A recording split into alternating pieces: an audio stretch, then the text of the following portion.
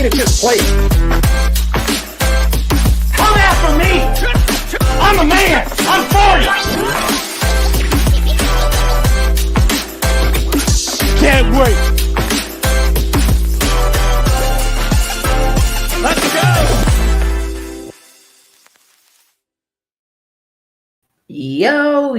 Yo, what is up? But it's me, Keen. We're back. We're in the building with another episode, The Hoop Dreams and TD Queens. As always, I am Keith. Jury will be joining me later on. Had some errands to run real quick. Family comes first. But what is going on, y'all? Appreciate y'all here. Again, we are live on the Sports Empire Network.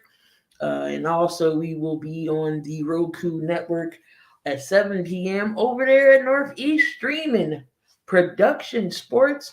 Definitely check us out. And again, we're also on Spotify, iHeartRadio.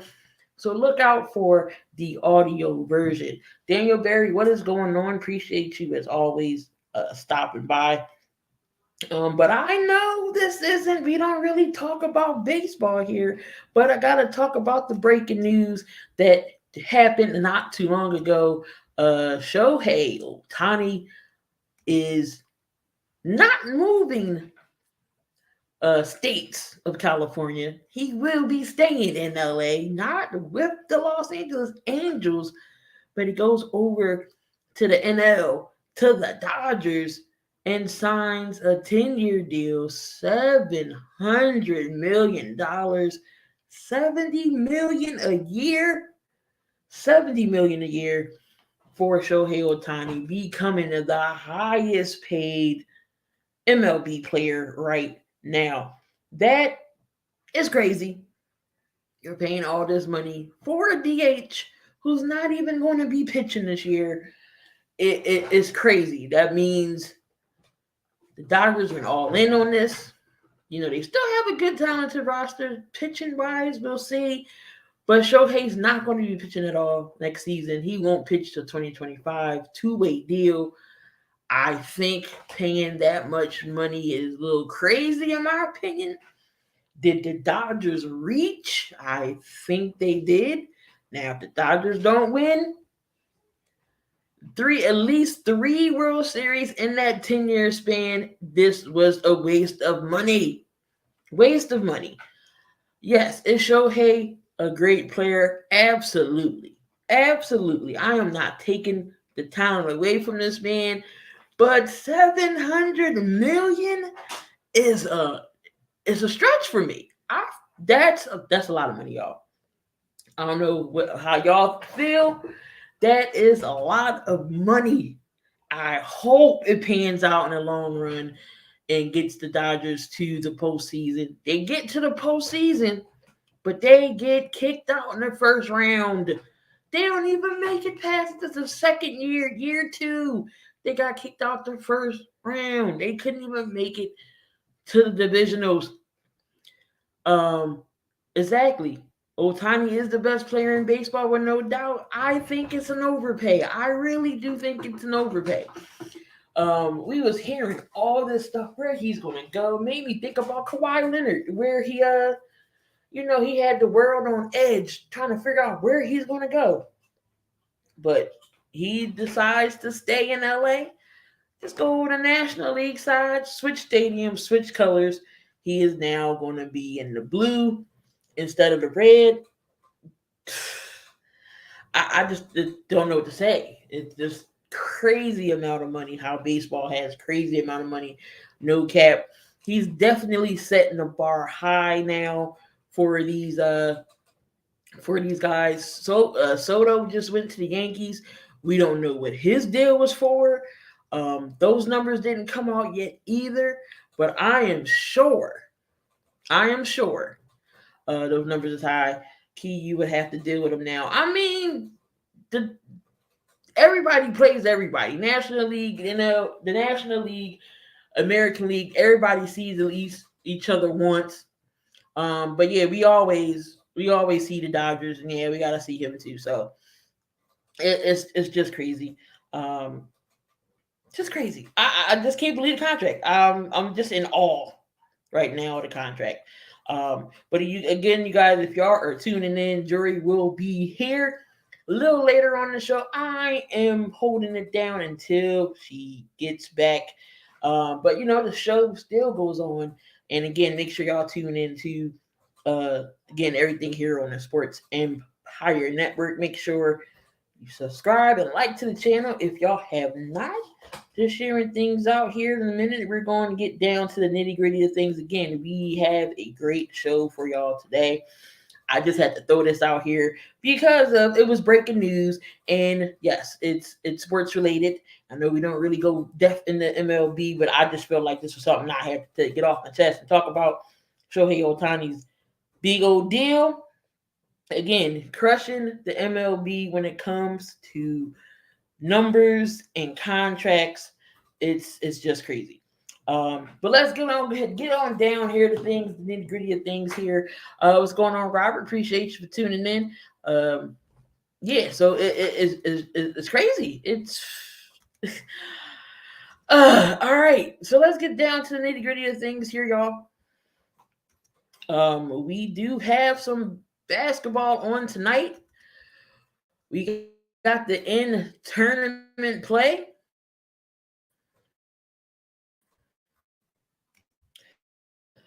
Against the Indiana Pacers and Los Angeles Lakers. Now, Pacers are playing great basketball right now. They are the number one scoring team in the NBA. I believe it's 150, between 145 to 150 points a game they score. And then you got the Los Angeles Lakers with LeBron James at 39, still producing, still scoring buckets, still doing what he do at a high level at the age of 39. LeBron James takes excellent care of his body.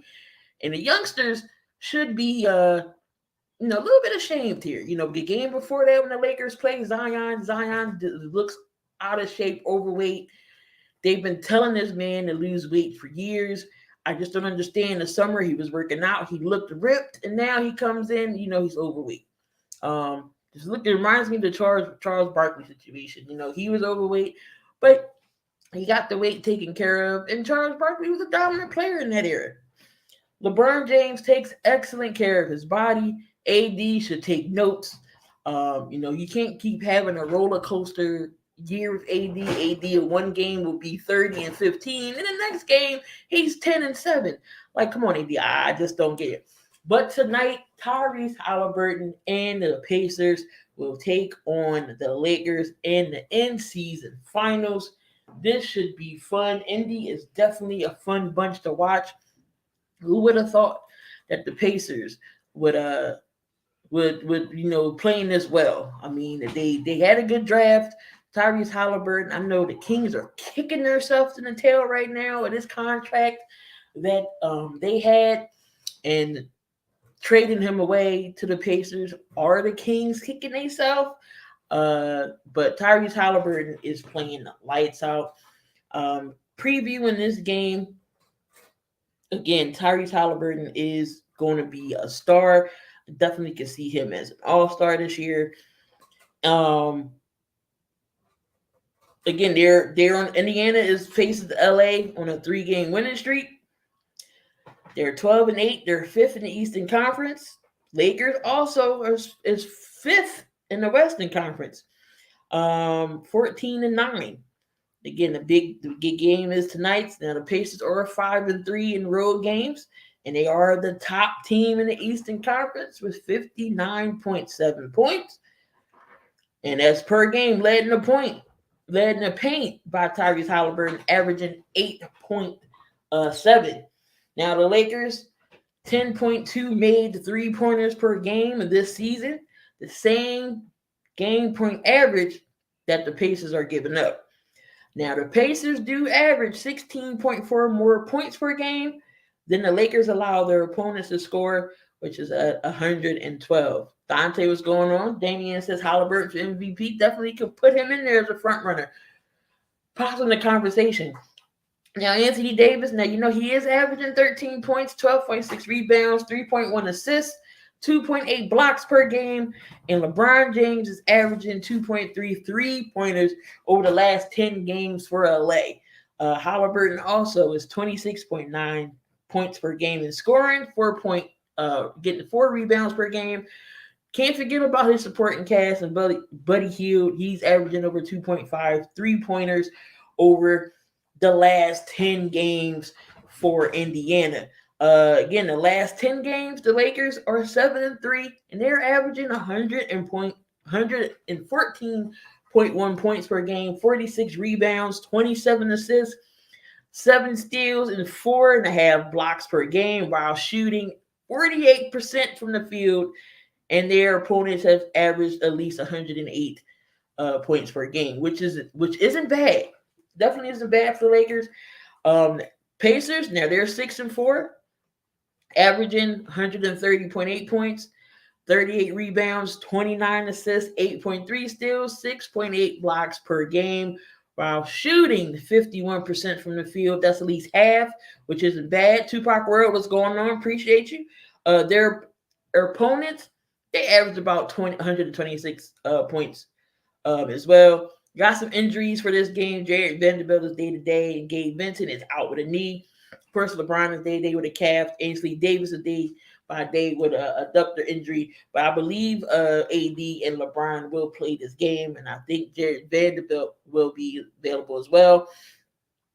And Andrew Nembhard and Jalen Smith are out for the Pacers. So again, this game is going to be crazy, and it's going to be on NBC. It's a primetime game, 8:30. So make sure y'all tune in. But who do y'all got winning this game? Who do y'all see winning this game? Y'all got the Pacers? Do y'all got the Lakers? I'm gonna go on a limb and say I think the Indy could take this game. It's crazy because they're in Vegas. The winner gets 100 and gets 500K. So what's going on?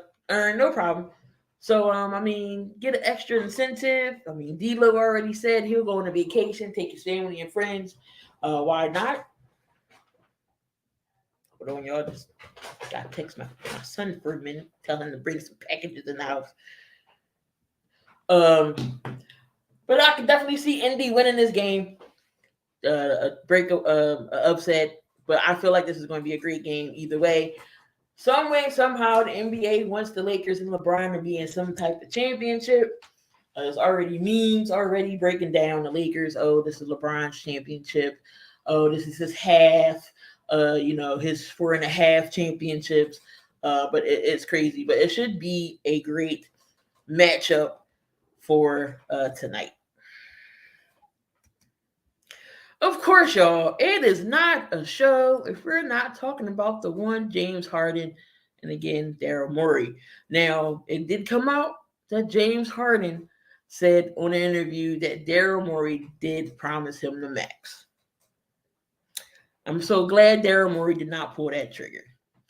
Some way, somehow, I believe that Josh Harris, who is the owner of the Sixers, just said, do not pull this trigger, and I'm not signing this check for James Harden to get a max deal. For one, James Harden don't deserve a max.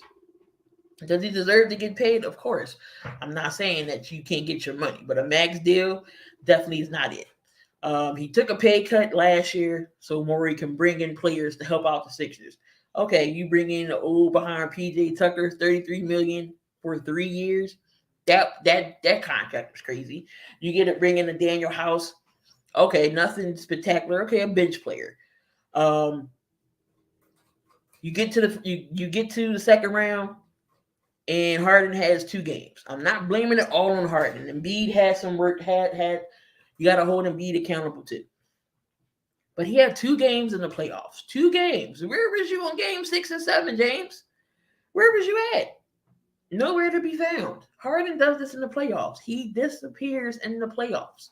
He's saying all this stuff. He was in China. Daryl Morey is a liar and I'm not playing for him. But James, you didn't have to opt in. The reason why Harden opted in because he thought that he was going to get this max. I understand where your frustration is, and I agree. If someone promised you something, you're going to go along with it. But Daryl Morey and James had this relationship throughout their careers in Houston, and he wanted to be in Philly because this is where Daryl Morey was. But Brooklyn did not want to. Raphael Stone and the Rockets did not want to trade Harden to Philly when they knew that Daryl Morey was over there. So he had no choice but to go to Brooklyn. They had a big three there. Nothing happened. Kyrie got hurt. Harden got hurt. It was all up to KD. If KD didn't step on the line, we probably would be a different story here. But how he did things, he could have did things a little differently. Again, he didn't have to opt in either. He could have opted out, and he could have been a free agent. Somebody would have picked him up. But the Clippers, they wanted him. They traded him. I believe the Sixers got the better deal. We're playing better without James Harden, in my opinion. Maxey is on another level. Definitely, I believe Maxey will be an all-star this year. The Clippers, they're finally getting things together. PJ Tucker, not so much. We all know PJ Tucker's not a scorer. His job is to rebound the ball and give it to Harden. Now, they did win yesterday, so Kawhi and PG and those guys are figuring ways to win. But does another free agent star want to come in here? And they think maybe Daryl Morey, he's not the guy. He might promise me some money and I'll not get it, and I don't get it. I don't think so. The free agents are going to want to come here because of Tyrese Maxey and Joel Embiid, not because Daryl Morey promised James Harden money. But we still have money to give a max player a contract. We're going to be trading somebody at the deadline. Could it be a Tobias Harris at the trading deadline? Indy did say they needed a strong body. So who's to say that Tobias Harris will not be on the trading block again? That's my bold prediction. I think Tobias Harris won't be here when it comes to the trading block. I think they will trade him somehow, some way, and bring in another star, hopefully to get us past the Boston Celtics in the second round. We already beat Boston once. They're up 2-1 in the series, in the season series. I believe we play them one more time this year. Boston can be beat. I know Porzingis, he's a little injury prone right now, but we'll definitely see. But Daryl Morey promised James Harden the max. That's why James Harden wanted out. That relationship is already fractured and done. So did he go about it the right way? No, not in my opinion. I just feel like he was a big baby about it. But I get it. They promised you the max. But you, in my opinion, don't fit in Nick Nurse's system. You don't fit in Nick Nurse's system. He's not about ISO ball with Nick Nurse. He's definitely not. He's definitely not the ISO type in the way Nick Nurse runs his offense. Spacing, ball movement is great. So I'm happy that James Harden is going. I didn't want him in the first place. I feel like we better without him, and the record shows we're playing much better without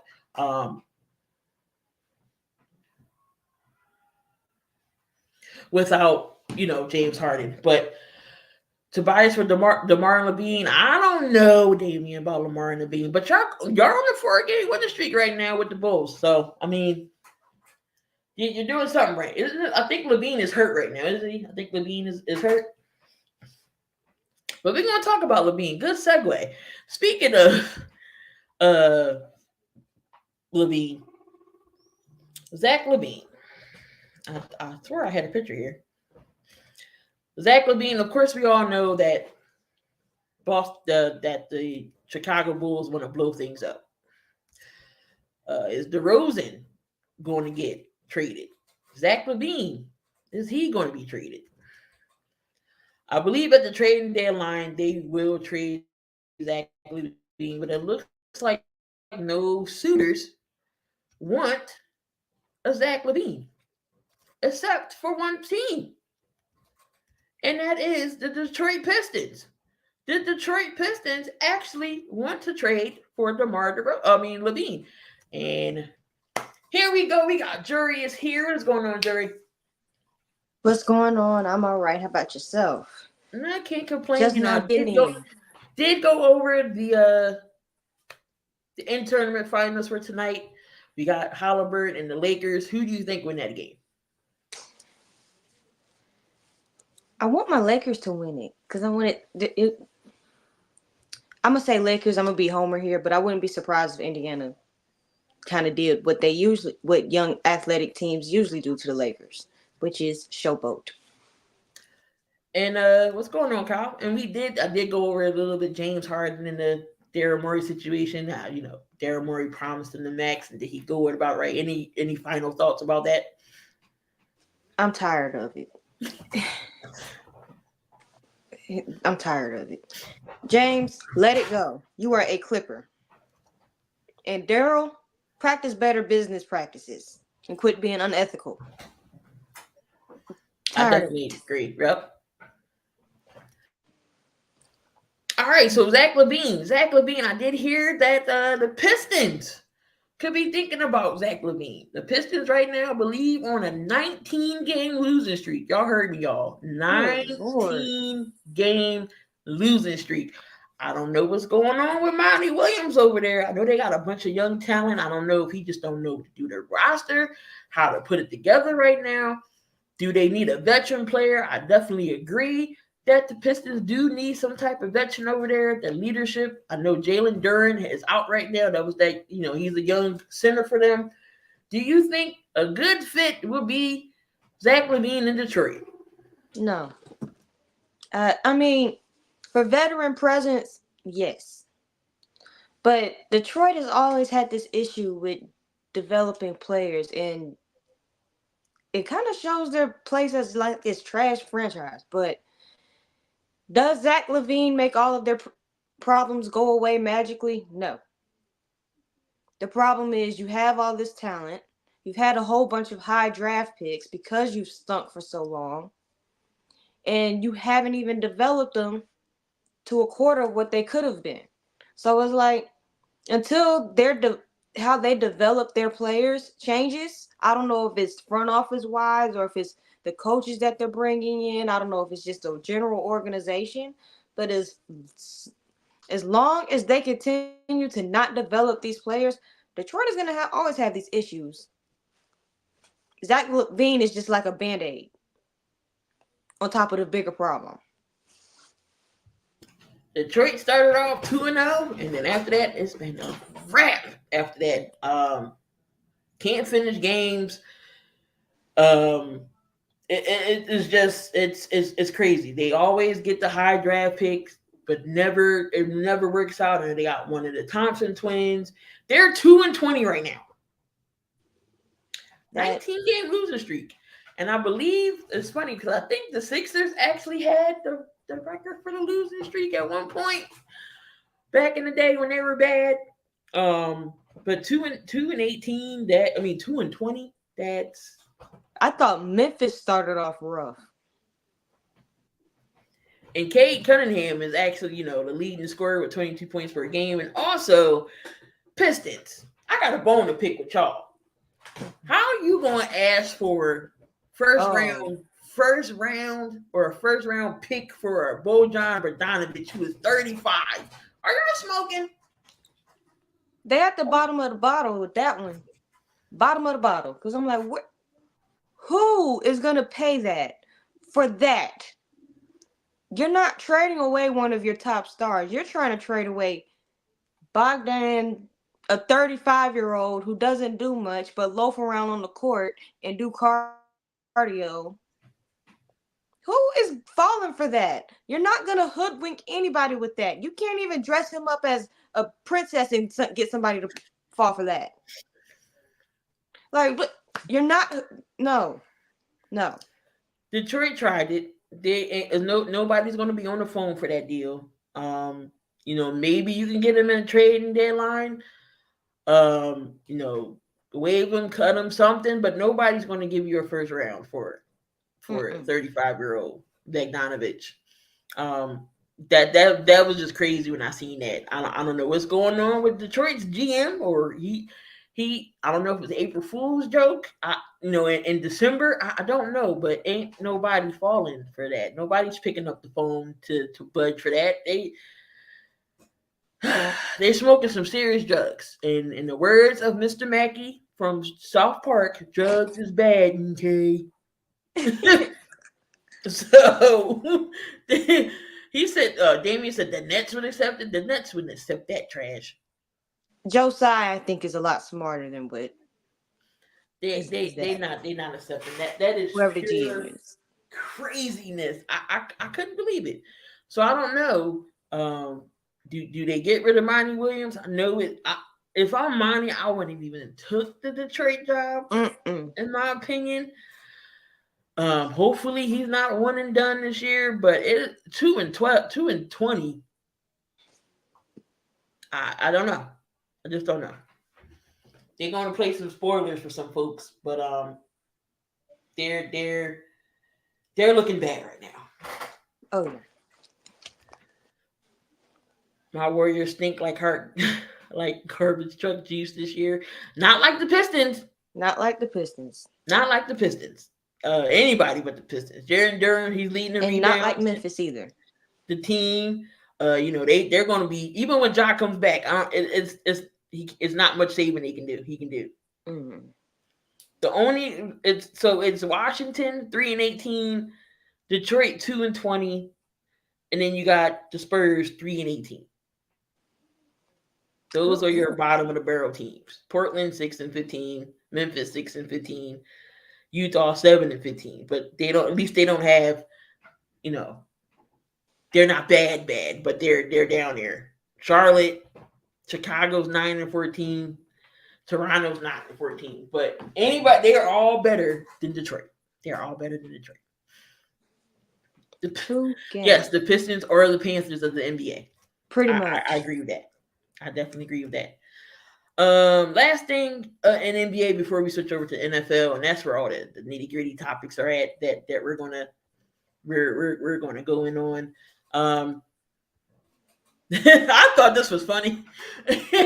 We couldn't talk about it last week because I was in Minnesota. We had Ime Udoka of the Houston Rockets gets kicked out the game because he called LeBron starts with a B, ends in itch. Pretty much, he pretty much called him soft right there in front of the ref. I mean, if I'm the ref, I wouldn't have kicked him out, gave him a tech. I mean, they're just jabbing at each other. What do you think about the whole situation? LeBron was like, "Oh, don't do that." LeBron could have went low blow. Was like, "But you cheated on Nia Long." But what do you think about the whole, thing with Udoka getting kicked out? I would have went there if I was LeBron. If you want to sit here and tell me that I'm a B word and that I'm B wearing around, I'm gonna go there. That's just me personally, but I feel like with this situation, Ime might have been trying to prove a point to those young players that you can stand up to these guys. You can play like you have a purpose, which they have. The Rockets have been playing pretty purposeful lately, so you might say that it works. Yeah, when you say it like he that, didn't appreciate that. It's kind of disrespectful. I would have took exception to that too. And like I said, I would have hit below the belt. Oh, that's why you got your took. Bye. Like, that's just me personally. But LeBron clearly don't have that type of skin. Yeah, he ain't petty like some people. Because I'm sure, somebody else probably would have said it. Like, didn't you, why would, Nia Long, they surely could have brought up that. That definitely would have been the next to get chopped. But, the ref was standing right there. You got to give it to Udoka. He got the guts and the balls to say it right there. Like, he's not backing down. He got Houston playing well. They're balling. They're actually not bad this year. They are definitely come up from last year. Could they be a playoff team? It's possible. Could they be a playing team? We don't know. But Houston's playing well. They definitely got the coach to get them there. They beat the Lakers. They So did be, we all know LeBron, and he's going to get calls. He complains, he flops. Even though I haven't seen the NBA, the refs call. What happened to, if it's a flop, we're not, you're going to get called for it or whatever. The refs has been bad everywhere, NFL and the NBA. So I'm not sure what's going on with that. But we this all is know not the LeBron's year going to they get his refs. calls, and LeBron, just like I said, the playing tournament. They want to see LeBron in something with a championship. But I thought this was hilarious. They asked LeBron what they was talking about. He gonna say Thanksgiving. Come on, LeBron. Come on. Thanksgiving. You could have came up with something else better than that. Thanksgiving. So I mean that. All right. So before we switch into the the NFL side, we're gonna take a little break. We'll be right back. Hey guys, it's Pavel the Cat. And Evan Rev Reynolds. And we are Two Guys in Hockey Talk. We are here every Wednesday night at 7 p.m. Mountain Standard Time to talk all things hockey. What are we talking about, Evan?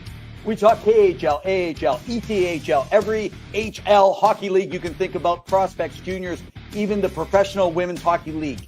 Yeah, we love it. And we have a website, Two Guys in Hockey Talk. So give us a follow. We got articles on all things related to hockey, and we're writing all throughout the season. So make sure you tune in. We're also on X or Twitter.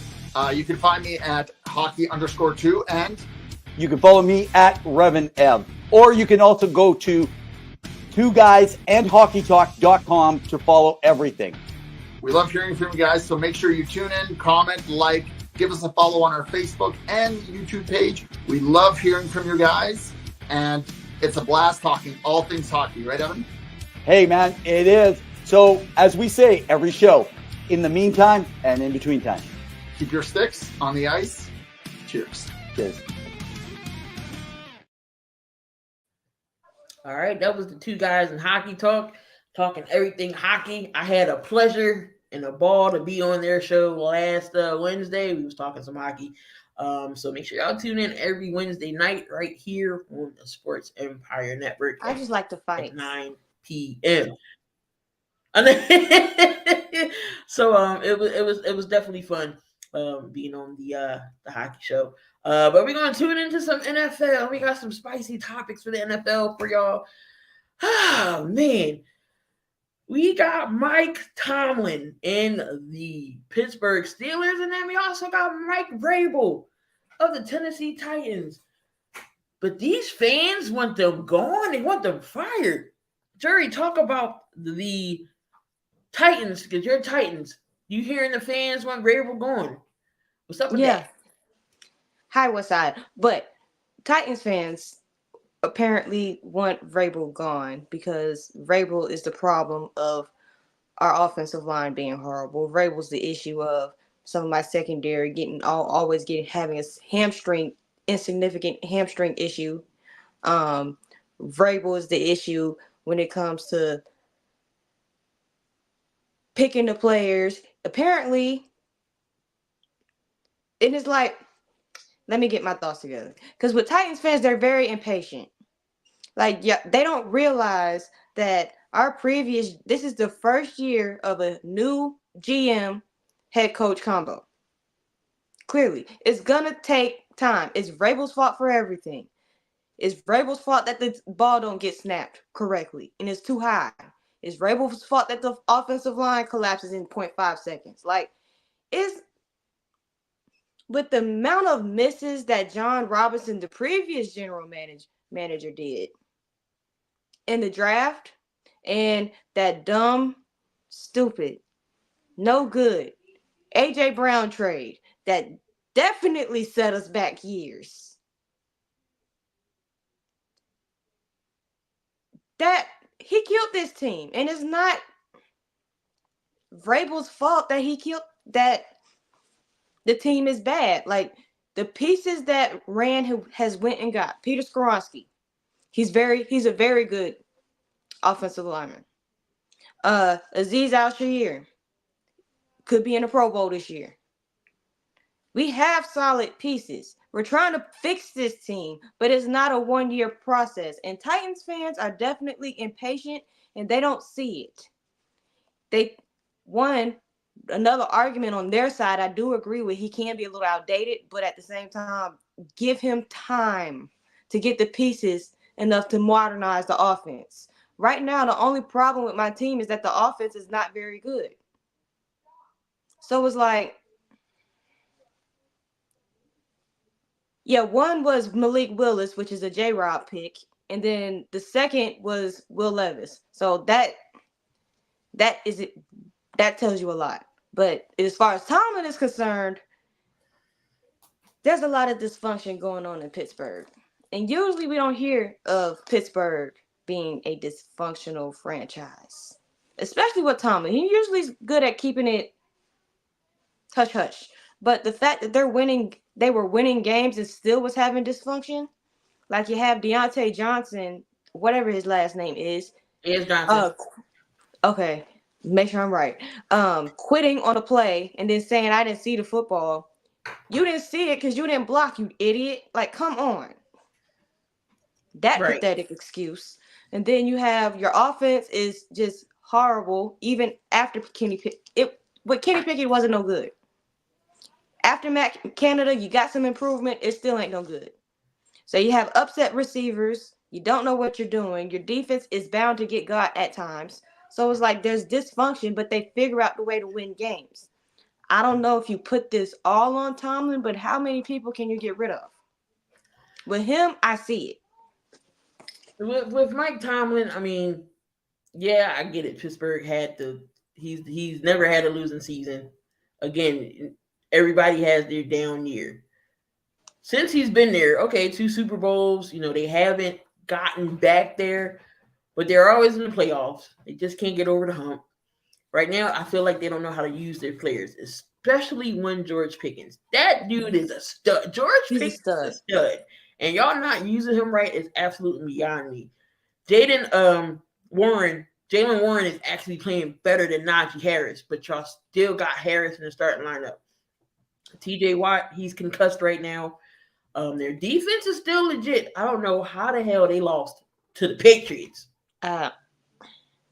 They sold me in my pick 'em the first dang on game. The first game. Okay. I was gonna pick the Patriots anyway, but I had a feeling.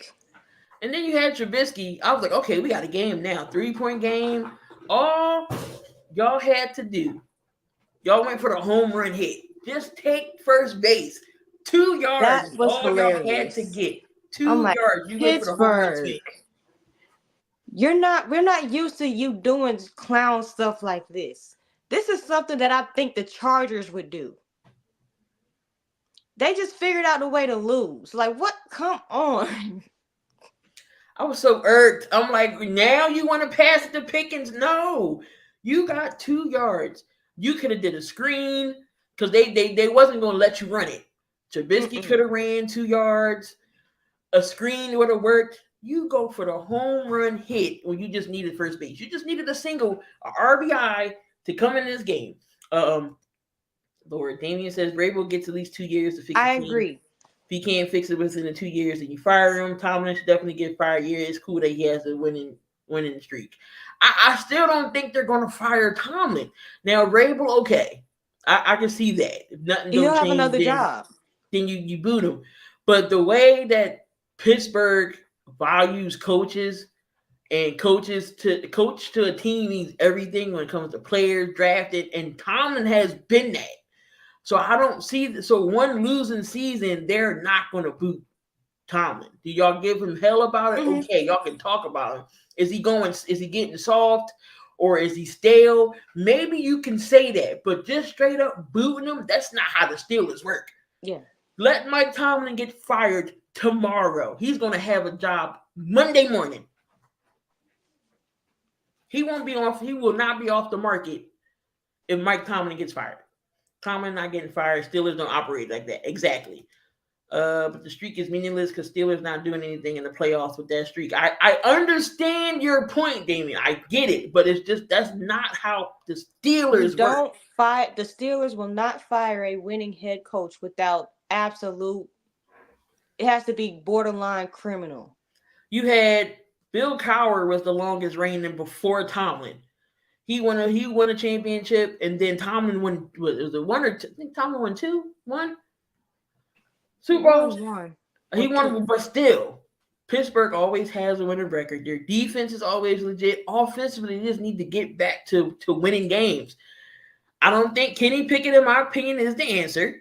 Chuck Noll, there you go. Chuck Noll, you had Cowher, and now Tomlin. That's how Pittsburgh organization rolls. That's how they roll when it comes to coaching. So they just not an organization that flip-flop coaches every year. Now, Tomlin goes on a losing streak season after season after season, then okay, you're gonna boot him. But each year, they're in the playoffs each year. I get they don't win or they don't go to the Super Bowl, but how do you get rid of somebody who wins games every year? You just don't do that. That's why I said Tomlin's not going nowhere. So you just can't boot him. Now, if in the next couple of years, if Pittsburgh don't go nowhere, maybe they have another losing season, then okay, maybe Tomlin's seat gets warm, but it ain't gonna be scorching hot like some of these other coaches that's on the hot seat right now. Arthur Smith. Arthur Smith is definitely one of them. Eberflus is another one. Brandon Staley should have been going to last year. So Belichick is his butt is scorching hot. These coaches are scorching hot right now. Pittsburgh don't have that many games left. Pittsburgh right now, they're in the hunt. They had that 7th seed. Their remaining games are Pittsburgh has the Colts, the Bengals, the Seahawks, and the Ravens next, the last 4. They don't have an easy schedule. The Colts will play you tough. Minshew mania, whatever. But the Ravens, they are what they are. I don't like the purple people, and I don't like complimenting them. So we're going to leave that animal be. Who else did you say? They got the Ravens and the Seahawks. And the other birds. The Sea Chickens. I don't know what they're going to be. The Sea Chickens. They're flip-floppy. Too much. So I feel like they have some winnable games, but it's going to be tough. It is. I don't see them winning 4. If they do, they're going to need some help. Divine intervention. To get in.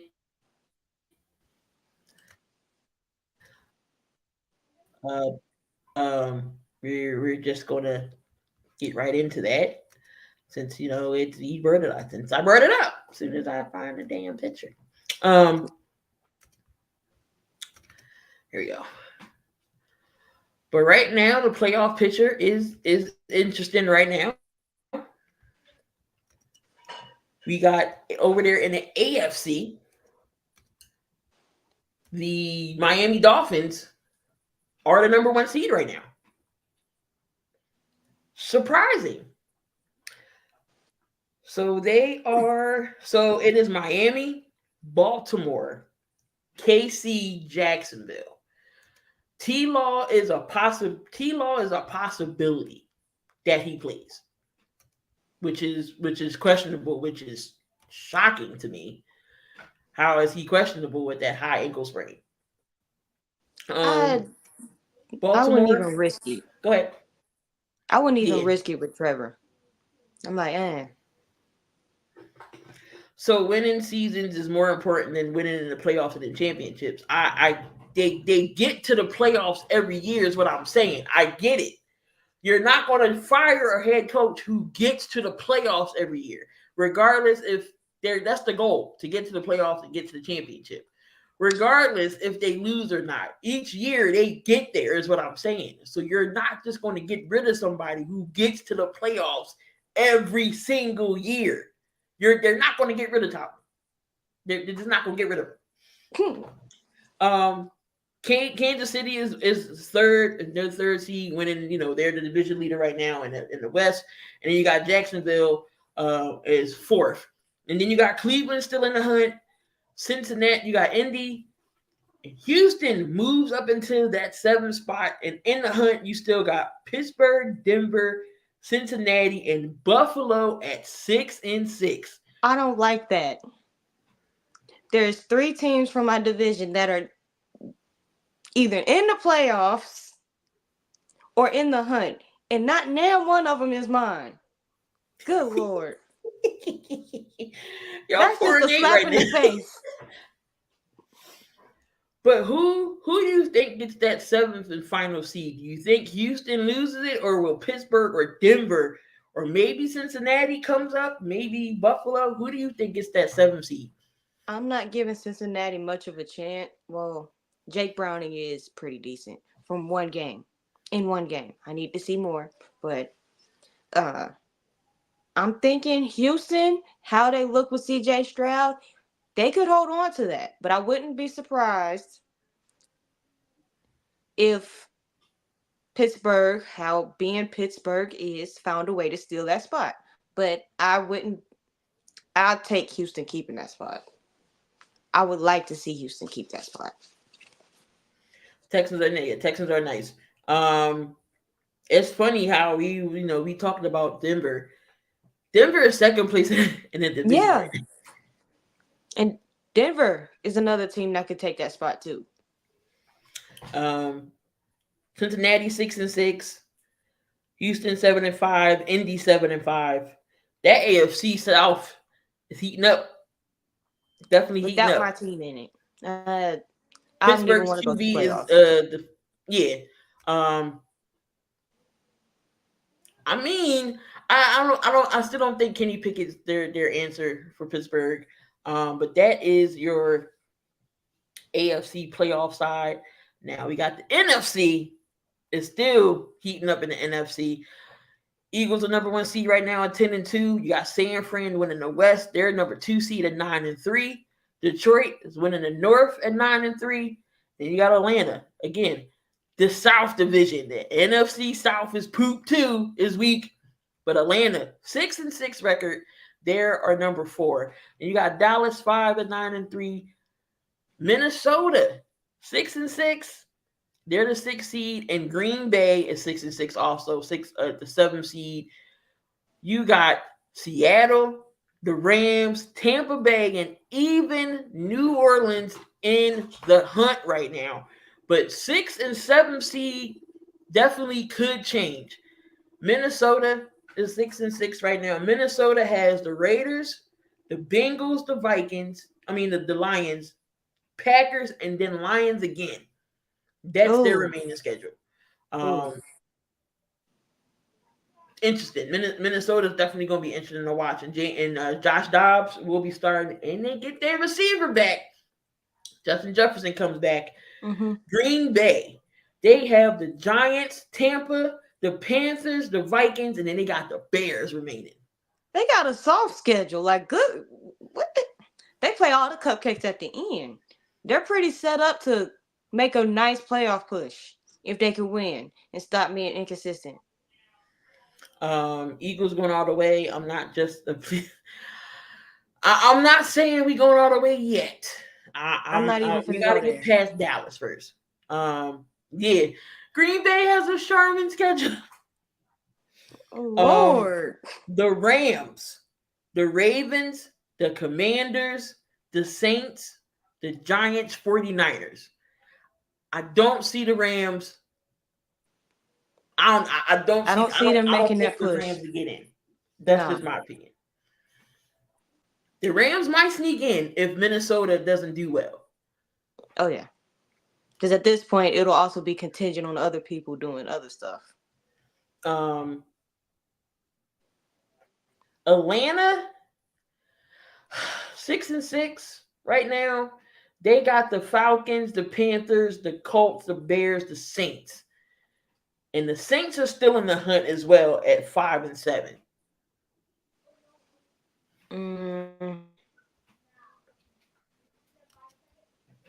Bills need that 7th seed more with everything going on in Buffalo with Von Miller and McDermott controversy. Bills need to get in.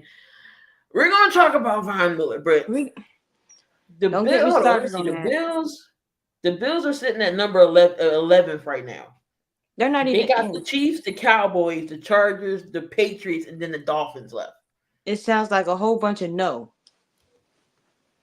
These last few games are going to be really, really competitive. The Bills and Chiefs, it's going to be a shootout in my opinion. Well, no, it's not going to be a shootout because Patrick Mahomes ain't got reliable receivers to catch. The Bills and the Dallas, that should be a good game. Mm-hmm. Maybe the Bills in Miami. The Bills should be able to beat the Chargers, and they should be able to beat New England. And the one thing about the Patriots, they do play the Bills tough, so I wouldn't be surprised. So the Bills definitely need to beat the Chiefs. They definitely need to beat the Cowboys. If the Bills play Bills football, they can definitely win out. I got a feeling they're going to lose to the Cowboys, and I think they might lose to either the Chargers, Bills, or Miami again. But if the Bills can't beat New England, everybody needs to be fired. They already said McDermott's job is safe. So yeah, this is going to be the Bills kind of test right here. But going down the stretch, it's definitely going to get interesting. Minnesota, Green Bay, and the Rams, maybe even Seattle. Seattle's last games are 49ers, the Eagles, Titans, Steelers, Cardinals. And right now, I think Geno is out with a groin injury. I think he may not play Sunday against the 49ers. The Sea Chickens are so flippy floppy that bench with Josh Allen. What? They're not gonna do that. Oh, they will never make it to the playoffs if they bench Josh Allen. What are you talking about? Now you sounded like David Carr talking about the Eagles need to bench Jalen Hurts. Come on now. The Billy Goats are disappointing this year. But the Sea Chickens, they're so flippy floppy. I see them either borderline. They could win a few of those games. I know my Titans are a bad team right now, but they're still competitive. No matter how you want to put it, they're still competitive. We just lost by 3. So despite everything that's going on with my team. Look, I ain't even gonna hold you. Will Levis ain't bad. No, he's pretty decent. Will Levis ain't bad. And if we can, once we protect him, imagine what he can do. So yeah, I feel like they could win most of those games, but Seattle, I don't know what I'm gonna get week to week with them. And DK really bothers me when he starts not caring about the flags that he gets. Oh no, that's why he signs now. When he scores in the end zone, he sign language, staying in their own business. So he was like, "F these flags, y'all." So that's your playoff picture. MVP. Who is the front runner right now? Some could say Brock Purdy. You got Dak Prescott, Tyreek Hill, Jalen Hurts. Now I'm going to take my bias off for a second. And I know Hurts is still in the running. If Dallas beats Philly on Sunday, Dak is your front runner. Dak has been balling these last games, even though they're against the cupcake teams, but you can't help who's in front of you. You can't. If they're on schedule, you got to play them. Just like they said to us last year, your hands on schedule. We don't make the schedule. They gave them their kind of out of their wacky team, out of the poopy teams early. Gave them the Giants already, Washington, the Jets. They lost to the Cardinals. Now they got their gauntlet coming up. But if Dak beats the Eagles, he is your front runner for MVP. I'm going to be a contrarian, and I'm going to say Brock Purdy. Just because I don't like the cow things. But my MVP front runner is Brock Purdy, because considering how the 49ers are bludgeoning people, you saw what they did to your Eagles. I felt bad. That's how I felt when we played the Browns. I felt really bad.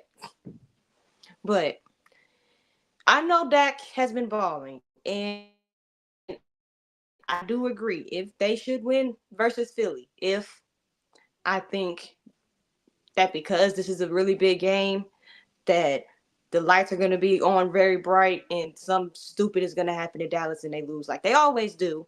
That's what I'm feeling like is going to happen in this game. But if they somehow win this game and he plays very well, no interceptions, no turnovers, no fumbles, and no questionable throws, I thoroughly believe Dak Prescott will be the front runner. As much as that pains me to say, but again, Yeah. I had to take bias out. And again, I do give credit where credit is due. I'm not no hater like that. If I see somebody balling, regardless if they're in my division or not, and they're my rival and I hate them, I got to give Dak Prescott credit. Dak has been playing lights out right now. Again, if he finds a way to beat Philly, regardless of our struggles on the defensive side, us not running the ball, if they find a way to beat the Eagles on Sunday, Dak is your front runner. I still got us with it now. Praying to God we win this game because y'all going to see me on Sunday night have a fit because I will be calling that game. Y'all know what's going on. He said the Silicon Valley 49ers. So, yeah, if Dak wins, he's your MVP front runner. Tyreek Hill, I get it. He will be the first non-quarterback to win. I just don't like how it's always the quarterbacks always are MVPs. I get it. The quarterback does everything. But at the same time, who you throwing it to a wide receiver or the running backs get it. The last non-quarterback to win it was AP. So why if not Derrick give it Henry to Tyreek got Hill?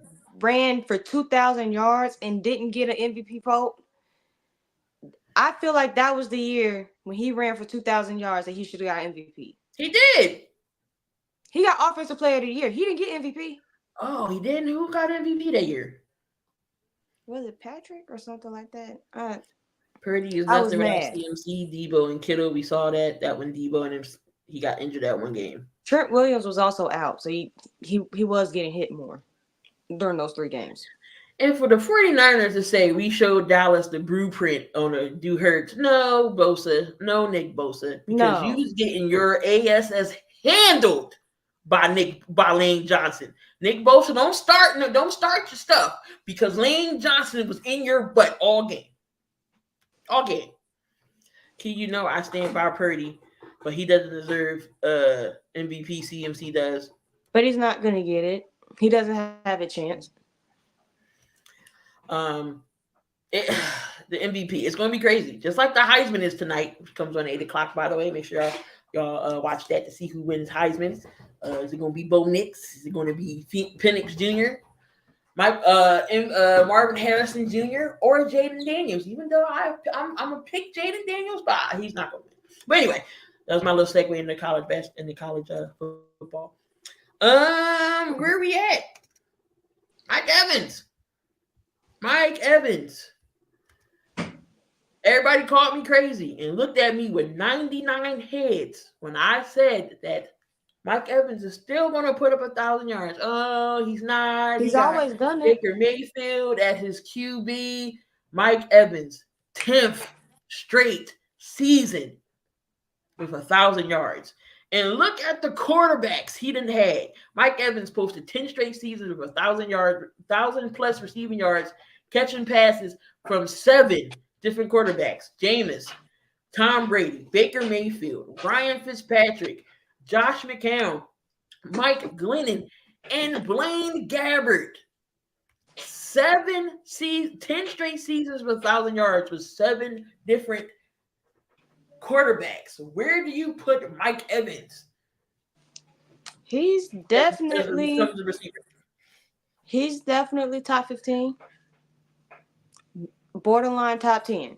Because it's like getting 1,000 yards in a season is just like a snap of a finger for him at this point. He's done it for 10 years straight. He is a dog, period. So he gonna get his regardless of who throwing it. I feel like he's either top 15 at worst, borderline top 10 at best. Because you got the usual names that I just can't put him over. So right now, if you're looking at receiving yards this season, Mike Evans is number 8. We already have 9 receivers, y'all. We are week 14. 9 receivers already at 1,000 yards plus. We definitely could say that this is a passing league. Rushing, we only have 1 running back that's over the 1,000-yard mark, and that is Christian McCaffrey. So this is definitely a passing league, and we all know it. Tyreek Hill is leading the way. He got almost 1,500 yards. CeeDee Lamb is right under him. Keenan Allen is right under him. A.J. Brown is 4. Jamar Chase is still at 5, knowing he don't have his quarterback. He don't got his quarterback, and he's still over 1,000 yards. Amara St. Brown, Puka Nacua, a rookie, 7th. A rookie right now is over 1,000 yards. Mike Evans, and then you got DJ Moore with the poopy Chicago Bears. He's still able to get 1,000 yards. Nico Collins is going to be next because he's at 991 right now. Stephon Diggs is at 968, 967. Brandon Ayuk could possibly get there. We could possibly see 12 receivers right now over the 1,000-yard mark this season, and we're only at week 14. Week 14. Did this prove that this league's a passing league over rushing? Period. At this point, you can't deny it. Like you said, the amount of receivers that are either in the 1,000-yard mark or approaching it, and the way that these offenses look with spreading the ball around is like, yeah, this is not the old, I'm gonna run the football and then throw. It's this day of football is I'm coming out the gate throwing, and you better stop it. Devontae Adams has 814. It's possible he can get 1,000 yards. He can still hit it. He got 4. They got 4 games to go. And you got Chris Olave, Michael Pittman, Devontae Smith could possibly have another 1,000-yard receiving year with the Eagles. This definitely is a passing league, and that is a damn good group of receivers that's over 1,000 yards right now. 9 so far. 3 receivers are definitely going to have it by this Sunday.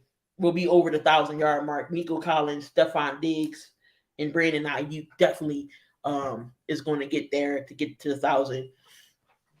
So it's definitely a passing league, which is just definitely crazy. So we did that. We talked about that. Oh, here we go. Zach Wilson. He's back starting, y'all. Jesus Christ. The Jets I would have thrown a fit. You know, if I was Zach a lot better person. These athletes are a lot better people than I am. Because if you would have did that to me, even not even bench me, you demote me to I don't even have to suit up. And then you think I'm finna start? Oh no. I'm like, release me. This is beneath me. You're not finna sit here and treat me like a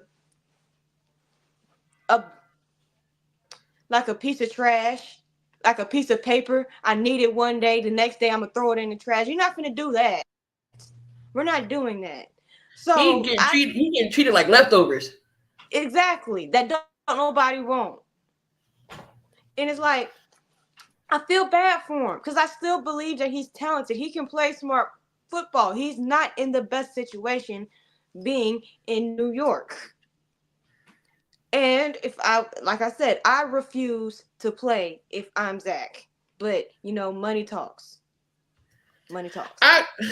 He said he's excited to be back in the lineup. I don't believe it. This is a confidence booster. This is a confidence killer right here. This is a confidence killer. Like, he was hot to one, he got put to the back burner because of Aaron Rodgers. Aaron Rodgers gets hurt. Now he's the man. Now he's playing like pure trash, and he gets demoted to a third string position. You get Tim Doyle, and then you got Trevor Siemian, who was on the couch taking his kids to school, and you call him up. Now you get rid of Trevor Siemian. Now you demote Boyle, and now you're back in the starting lineup. How is this working with his confidence level? It can't. That's a killer, in my opinion. They're breaking this man. Like they was doing with last year with Trubisky and Pickett. You bench Pickett, you start Trubisky, and then you bench Trubisky, now you starting Pickett. How is that making a player's confidence better? It's not. It's not. What you're doing is you're breaking that player down, pretty much. It's like what New England done did to Mac Jones, and I feel really bad for Mac Jones because they broke him. Whack and cheese. They broke him because he is in talent. He is very talented. He took him to a playoff game, but because you have bad decisions off of the coaching staff, who decide that I'm gonna make a defensive coordinator and a special teams coach an offensive coach when they're not. You broke this man. That's what the Jets have done. The constant quarterback carousel. One day I'm starting. Now you got Tim Bowles starting. Now I'm not even suiting up unless you need me. And then you scrap the other two. One you got off the street. He wasn't even in the league. Simeon wasn't even in the league anymore. Am I right? Yeah, he was taking his kids to school. Yeah. His So you man got was a on man the off the couch. street. Got him from the street and bought him and placed him over me. Of course, I'm gonna feel some type of way. My confidence might be a little shot, and I'm not gonna want to play. I would be a little hesitant as well. I throw a fit.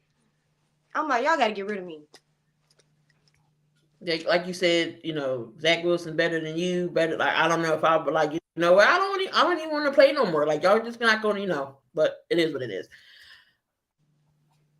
Last topic before we go here to picks prediction. Von Miller is playing Sunday. We all know what Von Miller is accused of. Arrest warrant. He got bonded out. Hitting his pregnant wife, girlfriend, whatever. Do you think he should be playing Sunday? No. I mean, I guess if they look at if you look at the facts, which I have not, but I don't think he needs to be playing, period, right now. Like, what is the issue with sitting these players to the side while the investigation plays out? Especially when it comes to things of this magnitude, like putting your hands on a pregnant woman. What is so important other than that Von Miller needs to play? If those are the allegations, you need to sit down while the investigation plays out. It makes it look like the NFL does not care. It's like, we don't care. We're gonna let him play, even though he got arrested for this. So it's like, it is what it is. He didn't. I know Henry Ruggs killed a person, but they didn't wait. They didn't wait to cut him. Snip. Let's look at the NBA with Adam Silver, Miles Bridges, Kevin Porter Jr. Who else is still playing while stuff is going on? Maybe you can say Brandon Miller, but that happened in college. They're playing. Ja Morant, he got suspended. He didn't do nothing but flash a gun. His was more of like a repeated offense thing. It was like Adam told him to stop once, and then his stupid butt decided to go do it again. If that's the case, anyone could bring an allegation and make the player sit. This is not the This is the second time. What's going on, Slay? This is the second time that the Bills did this. Remember the punt guy, Matt Ariza. He got accused of rape. On the underage girls. Coming to find out, he was innocent. They didn't even wait. They cut for him. The verdict before they got rid of him. Why is Von Miller different? What's the difference? Why is Von Miller different? If they're gonna do that to Ariza, and it turns out that she lied, and I believe I'm gonna put myself out there. I believe if you lie about stuff like that, your ass need to go to jail too. And I knew something suspicious about that, because I'm like, this happened umpteen years ago, and y'all waited till this man got to the NFL to start something. Now y'all done ruined this man's career. I hate that people take that position. And I hate when women do that. Don't sit here and lie about stuff that really don't happen, because then you have people that it do happen to, and now people are saying things like, now people don't believe them. So that'll raise the situation. Even got no dang on job. So that's crazy.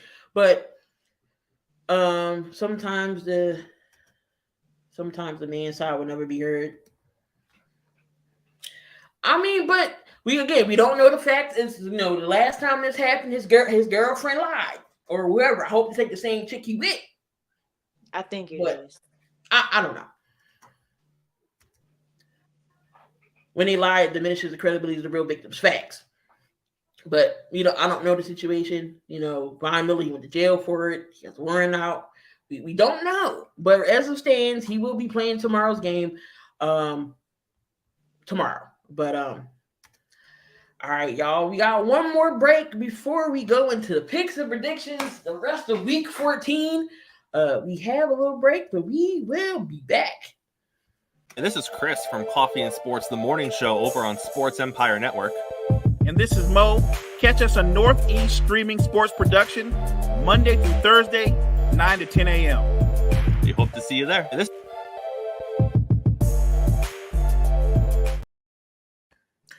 All right, y'all. Make sure y'all tune in every Monday through Friday on the Sports Empire Network to with Chris and Mo, the Coffee and Sports Morning Show. Every Monday. Every morning, starting off fresh with the news and everything else going on. So make sure y'all tune in every weekday, Monday through Friday, 9 a.m. Von Miller should be banned. Okay, the girlfriend did set him up once. We think this time he did it because if he's innocent, why would he turn himself in? Wouldn't be innocent, turn yourself in. Okay. All right. I see that point. I just need. All right. So we got picks and predictions. Week 14. I picked the Steelers, and I am 0-1 right now. So we got the Buccaneers going up against Atlanta. It's another NFC South matchup we got. This is a trap game. For the Falcons, this is definitely a trap game. They should win this game. I'm going to pick them to win this game, but I would not be surprised if they didn't. Any game but Atlanta, I'm always hesitant to pick. Bucks got their defense is better. I am going to go with Tampa here. I'm going to go with the Bucks to win this game. We got the Battle of the North. We got the Lions up against the Bears. We've seen the Bears have the lead in the last game. The Detroit came back and won, so the Bears choked. Who wins this game? The Lions. The way the Bears, I don't have any faith in the Bears. Period. I'll take the Lions flat out. Damien's being a homer talking about Bears by 50. I can't. What's going on? What's going on? Oh my God! I'm taking Detroit here. Taking Detroit. Jared Goff is actually having a okay season. Sam Laporta, that's the rookie tight end they have, is the stud. So is Jamar Gibbs. Amara St. Brown. We already know how he gets down. But I'm going to take the Lions. All right, Ernst being a lone wolf here. He's taking the Bears. Got Coach taking taking the Lions. Seidon's taking the Lions as well. All right, we got the Colts going up against the Bengals. I feel like this might be an okay game. This will be a decent game. With that being said, give me the Bengals because I just want to see the Colts lose. I'm going to take the Bengals as well. I liked how they played Monday night against Jake Browning. Jake Browning, man, looked damn good on Monday. I mean, he's a backup. You don't expect a backup to come in, but he's coming in, stepping up into his own, and he's playing really well. I'm going to go with the Bengals here, but don't count out Uncle Rico and Indy because they did beat the Titans in overtime last week. But Uncle Rico's balling out too. Don't remind me. Uncle Rico's balling out too, but I'm gonna take the Bengals. The chat, I see Robert has the Bengals losing. Ern has Tony the Tigers. Damien, Seidon, and Coach all are picking Cincinnati. We got the Jags and the Browns. Now the Browns did cut PJ Walker. Joe Flacco is getting the start, and then you got Trevor Lawrence. It's not a depth. He's questionable, but CJ Beathard is your backup. Who wins this game? the Jaguars, and I don't think it's close. I don't know what's going. The quarterback situation in Cleveland will forever be a never-ending saga. Because Deshaun Watson gets hurt, and now you have to bring in an old Joe Flacco because P.J. Walker flat out isn't cutting it. And it'll be interesting, but I have the Jags winning. I'm still taking the Jags. I think Amari Cooper, I think he's questionable. I know he was concussed and a growing injury. It's like a double whammy, but he passed concussion protocol. I think he may play. I'm still taking the Jags here. I know, Cleveland's defense is still legit, but I'm gonna go with the Jags here to win this game. We got the Texans going up against the Jets. I am taking Houston. Give me Houston. I missed over again, but we go back there. I'm taking Houston. CJ Stroud is balling. They did lose Tank Dell. That's a killer. But they still got Nico Collins. They still got Robert Woods. Finally, Damian Pierce is running. You still got Singletary. Their defense is legit. Will Anderson got 5 sacks on the year as a rookie. I am taking Houston all day long to beat the Jets. Of course, Dante, you would pick Houston. That's your team. Texans just in the season. Jets just in the season. Everything is going to be a low scoring game. We got the Panthers and the Saints. The Saints, if y'all don't beat the Panthers, Dennis Allen needs to have his pink slip right on the field, Herm Edwards style. And Pete Carmichael while we're at it. And y'all just turning on Derek Carr. Don't be nasty to him because you got an inept coaching staff.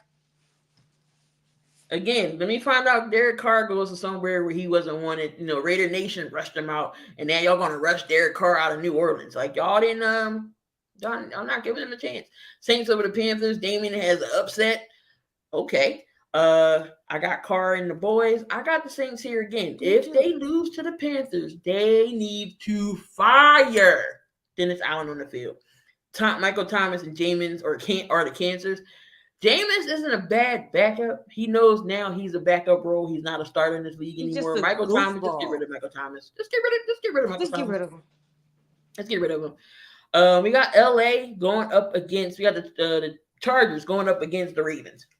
Or is that the Rams? Hold on. That's the Rams. That's the Rams. Okay, so we got the Rams going up against the Baltimore Ravens. So who you got? I'm gonna take the Ravens. I think they're an all-out better team, better roster, better defense. I know LA has Aaron Donald, but Aaron Donald hasn't looked Aaron Donald-ish this season, if we're being completely honest. The Rams clearly are in rebuild mode. They're paying for the whole F them picks attitude to get that Super Bowl. They're paying for that. So I'm taking the Ravens. Now, if the Ravens lose this game, I promise you, I'm gonna laugh. That's facts. The Raisins in the landslide. Their defense is playing lights out as well. Patrick Queen, Roquan Smith, Kyle Hamilton, Lamar's the defense. The offense is playing well. Offense is playing well. Lamar is playing great. I know they lost Mark Andrews, but Isaiah Likely is a good tight end, second-year tight end. Zay Flowers is playing lights out. OBJ is actually playing well as well. So I'm going to take the Ravens here. We got the Las Vegas Raiders going up against Minnesota. I think this might be a bounce back game for the Raiders. I know they've been on a little skid because they've been playing some powerhouse teams, but I'm not scared of Minnesota. I know what Josh Dobbs is, and they should know what Josh Dobbs is not. But they do need to be worried about Justin Jefferson because I think he makes his return. Am I right? Justin Jefferson is back. So, yeah, they do need to be conscious of that. But give me Minnesota just because of that because I don't think the Raiders' corners can cover Jefferson. Oh, my God. I picked the Raiders here. Every time I pick Minnesota, they They lose. lose. Yep. And when I don't pick Minnesota, They they win. win. So you know what? I'm going to take the Raiders here because I like Matt Crosby to get pressure on Josh Dobbs. I know Aiden O'Connell. Jesus Christ! I'm still taking the Raiders. I'm still taking the Raiders here. Still taking the Raiders. Even though I know Minnesota got Jefferson coming back, they still got Addison and T.J. Hawkinson. I'm still taking the Raiders. As much as I want to switch, I'm taking the Raiders. I'm sticking to it. Give me the Raiders. Seahawks, Sea Chickens versus the 49ers. Niners. Flat out. They look too good, and I don't I don't know which Seattle I'm gonna get. So Aaron says Raiders. Sargent got Minnesota. Everybody's taking Minnesota. He says his quarterback is ass. Aiden O'Connell stinks like trash truck juice. 49ers by 17. And Damien got the Sea Chickens. I'm taking the 49ers. No Geno Smith. They might be playing Drew Lock. I know they have another quarterback they brought up. They playing Drew Lock. I'm Niners taking by 50. We got the Bills going up against Kansas City, and you know these games are usually shootouts. I don't think it's But gonna be Patrick much of a shootout. Mahomes, his receivers. I'm going to Bills here on a I'm taking the Buffalo here to beat KC. It's also an Arrowhead, and strange things happen in Arrowhead. So, give me the Chiefs. I wouldn't be surprised if just because they were in Arrowhead, some magic went into the receiver's hands and they caught the ball. I wouldn't be surprised. We got the Denver Broncos going up against them Android Chargers in Los Angeles. Who do you got? I think the Broncos win. Period. Like we've said all season, the Chargers have the second highest paid defense and the second worst. So, that being said, give me Denver. And I believe that Russ will be able to regain from that, his little slip up from last week.